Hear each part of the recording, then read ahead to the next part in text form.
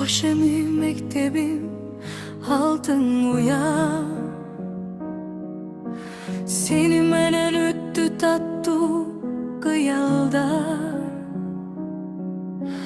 Külkübüzda balalık kındır, hestelik bolup çürüktü kalan. Partabızda жазған tilektir, dostluk bolup ömürgө olandı.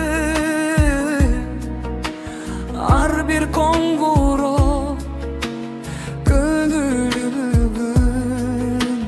gönülümde жаңырып kaldı.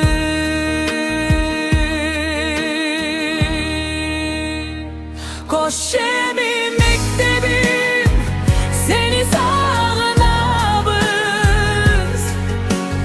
Balalık gündür sende kaldı çalgız. Akırkı konguro çürüttü korkuttu.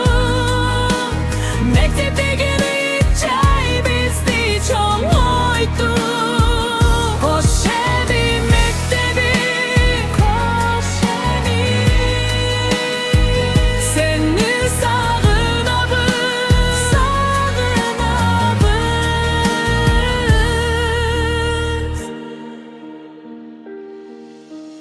Muğalimdin akıl sözdürü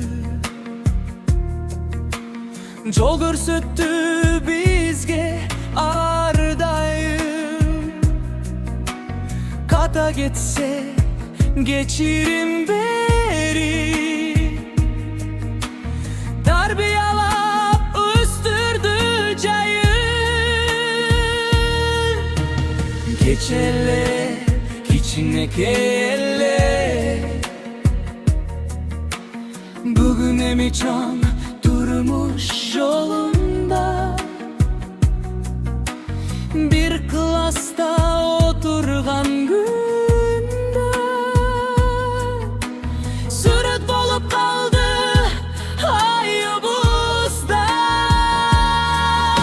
Ak bantiktir, ak köynöktür